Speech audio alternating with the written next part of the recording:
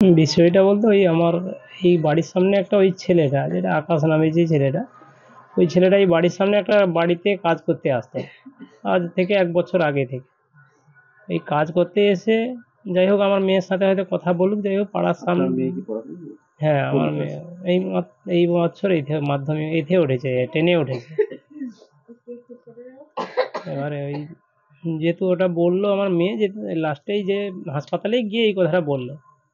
ছেলেটা নাকি এরকমই বারবার ওকে বলছিল, বিয়ের কথা বলছিল।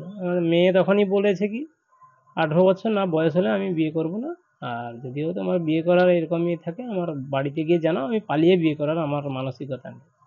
বাড়িতে গিয়ে তোমার মা বাবাকে পাঠাও তখনই হবে। তো ওইটাই ক্ষেত্রে এদের রাজি। মধ্যে কি একটা প্রেমের সম্পর্ক হয়েছিল? এইরকমই কিছু আমি বুঝতে পারিনি, যেহেতু বাড়িতে ছিলাম, আমি তো বাড়িতে কম থাকি, সে বুঝতে পারিনি। তারপর তারপরে? তারপর ওই ছেলেটা বলল কি একদিন ওই শনিবার 18 তারিখ যেটা স্কুলের সামনে আসে, এসে একবার এসে ঘুরে চলে যায়, দেখে ওদের সাথে কথা বলে। তারপরে আবার রিপিট আসে 11টা নাগাদ।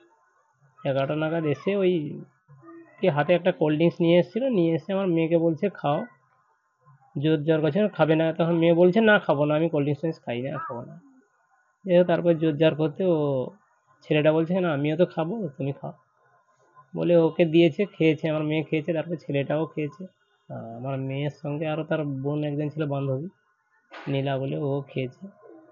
এবার ছেলেটা এদেরকে খাওয়ানোর পরে এরা সরস্বতী পুজোর কার্ড দিতে বেরিয়ে গেছে স্কুল থেকে। তারপরেই ছেলেটা নাকি আবার নিয়ে এসে এখানে ওর একজন যে বন্ধু কাজ করতো ওর সঙ্গে, ওকেও নিয়ে এসে কি দিয়েছে, খেয়েছে বললো। এটাই শুনলাম। তারপরে আমার মেয়ে তো বাড়ি এলো শনিবার, এসে বমি পায়খানা এইসব করছে ও। যাই হোক ডাক্তার আমাদের এখানে মানে বাড়ির পাশেই হাতুড়ে ডাক্তার যেটা কোয়াক ডাক্তার থাকে, তাকে দেখালাম। রবিবার দেখিয়ে দেখলো, বলছে গ্যাস্ট্রিক অ্যাসিড হয়ে গেছে, ওষুধ ওষুধ দিয়েছে কিছু কিছু দেওয়ার পরেই সোমবার দিন খুব ভালো ছিল। সোমবার ভালোর পরে কিন্তু সোমবার দিন ভোর থেকে মঙ্গলবার যেটা ওটাই বমি, প্রথমেই রক্ত বমি করে, আবার ডাক্তারবাবুকে ডাকি। ডাক্তারবাবুকে ডাকার পরে ডাক্তারবাবু বলছে ওর গলার কিছু একটা হয়তো প্রবলেম হয়েছে, জিভ সাদা টাদা হয়ে গেছে, তো ওকে একটু দেখাও, গলার ডাক্তার দেখাও। গলার ডাক্তার দেখাতে নিয়ে গেছিলাম তমলুক।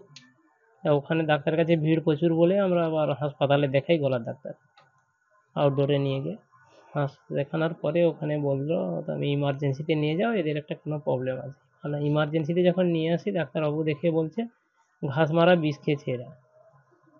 এটাই বলতে আমরা তখন অবাক হয়ে গেলাম, কি ঘাস মারা বিষ খেয়েছে। মেয়েদেরকে জিজ্ঞেস করলাম, মেয়েরা, ডাক্তারবাবুকে জিজ্ঞেস করেছে, মেয়েরা বলছে না আমরা কোল্ড ড্রিঙ্কস খেয়েছি।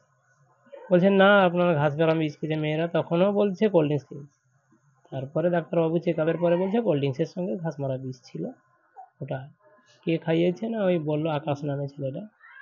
মেয়েও স্টেটমেন্ট আমাকে দিয়েছে, এবং থানা থেকে যেটা আমি জানিয়েছিলাম ওখানে গিয়ে মেয়েও বলেছে আকাশ ওর বাড়ি কুসুলপুর, সেই খাইয়েছে।